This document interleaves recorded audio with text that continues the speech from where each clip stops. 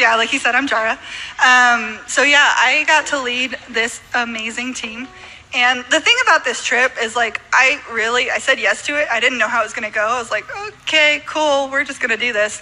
And I didn't know how the team was going to respond because it is such a different trip. And these guys were just so hungry and so servant-hearted, so willing. I actually had to turn JD down on fun day. She's like, can we go to the prayer room? I was like, I'm sorry, we don't have time.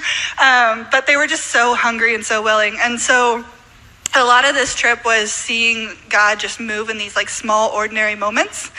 But for us, Thursday was just kind of like the Lord just did something in our team. And so the day actually started with prayer room, and then we went out to lunch. And as we went out to lunch, my vision split, which is a really bad sign. It means I have about 10 minutes to get to a couch because I'm about to have the worst migraine ever. And in those 10 minutes, I just felt like the Lord told me, like, this is warfare and you're just bearing the brunt of it. And I was like, okay, cool. And didn't feel like that in a minute. But I laid down for about 2 hours. And when I got back up, I was still feeling awful. Like, I was nauseous. My head was in so much pain. I was drained of energy. And so I grabbed my team. They were in the prayer room. I was like, guys, let's go upstairs. And they prayed for me for about 20 minutes or so, and just like really like warring in the spirit. And Max is over there. We miss you, Max. Hi, Max. And Max got on guitar and started singing Only a Shadow by Misty.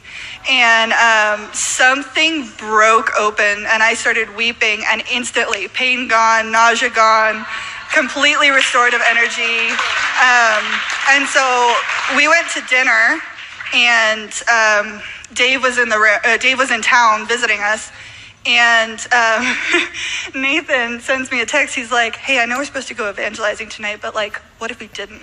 And it's not something you really want to hear as a leader. But what was strange was I felt the peace of God on it. Like and I turned to Max and I showed him the text. He's like, yeah, let's do it. And so we went out to ice cream with Dave, and he starts telling these testimonies, and we're literally weeping in the middle of Brahms, like individually, just over things that the Lord is stirring our heart in. And we went back to the prayer room that night, and I wanted them to feel the close, because we get so used to 24/7 worship and prayer, and there it's only 18/7. And so we went for the last set of the day, and I prayed a simple prayer in the van. I was like, Lord, touch us with your heart, and he did. And so I'm going to have Erica share first. Yes. Okay. Yes. My name's Erica. All right. So I'm gonna share about the time we had at the prayer room. So yeah, we just basically wanted to spend the last hour of the closing of the prayer room and kind of just feel the pain of it, of like having to shut it down for the night. Because they're not 24/7 yet. But I walked into it and I was like, okay, yeah, this is going to be cool. Like, it's going to be like, I'm going to feel maybe a little sad. But yeah, I didn't know what to expect. So it was probably like the last 10 minutes of the set before they're going to close. And the worship leader started singing a chorus. It was like, you're worthy of, yeah, night and day worship. But it was like night and day. But as soon as I heard the night and day, it was like, man, like I had a literal ache in my heart. And it just like, the pain of the Lord that I felt, that his ache, his pain, that the prayer room was shutting down. And it just all became real. Like in a moment, I was like, oh my gosh, my disbelief, like of the power of our prayer, of how sitting in a chair and worshiping, just that little bit of yes, that little glance that we can even move his heart. But it is so impactful, and it is his heart. And I was like, at this point, I just look around, our whole team is sobbing. It's like the guy gets on the mic, he's like, well, we close right now, but we're just going to keep going because the Lord is moving. And we're like, yes, thank you, please sing it. We're just crying, and he just starts singing over us, and like the Father's heart. And man, we just all got wrecked really by the Lord's heart, that is his heart, that we worship day and night. Like till he returns. And it even changed my heart that like, I will give my life for this. I will give my life to just sit at your feet. Even if there's 3 people in a room, like, he's worthy. And I just didn't expect that to happen on the trip, really. Yeah.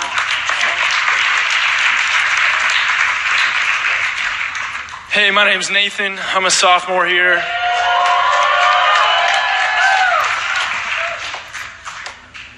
I got blindsided on this trip, to be honest.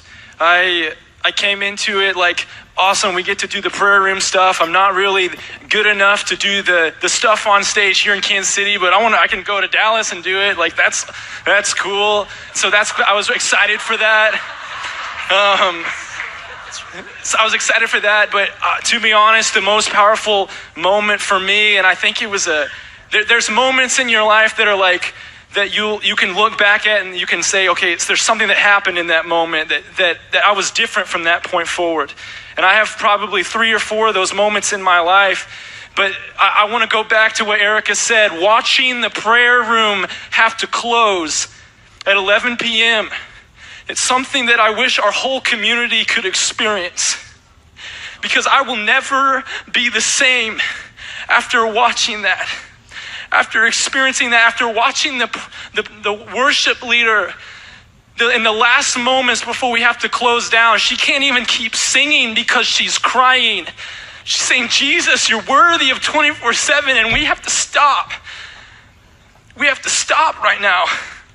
And we can't overemphasize this. The entire room was just weeping, and I felt like I was rehabbing these conversations that I thought I already had with the Lord.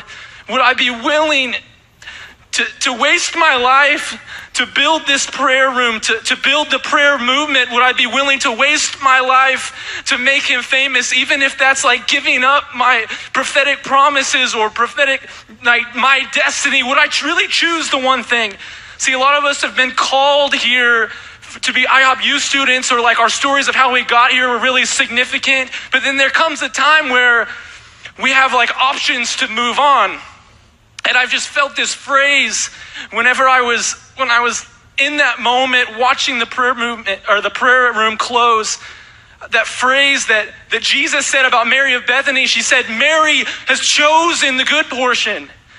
It was the emphasis that she chose to do this.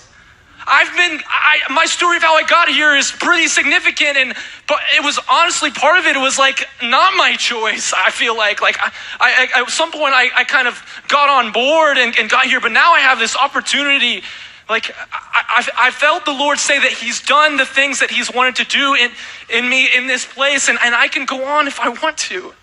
And it's like, what if I chose to stay? What if I chose to sit at his feet? What if I chose it?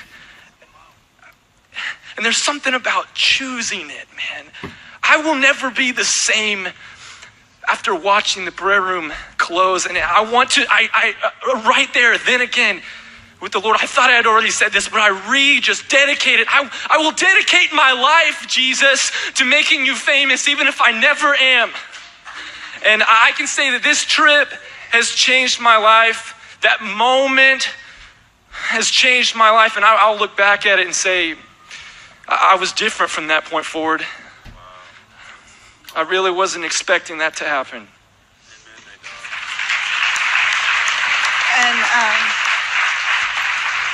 I'll close with this. Personally, what it did in my heart, I got so humbled in that moment, because in my heart it was like the warfare. It's like, oh, evangelism. We're going to go see somebody saved. We're going to see somebody healed. And Tyler is actually an extern down there. He's one of the seniors. And he said it perfectly. He's like, other trips were called to minister to the cities. You guys were called to minister to the Lord.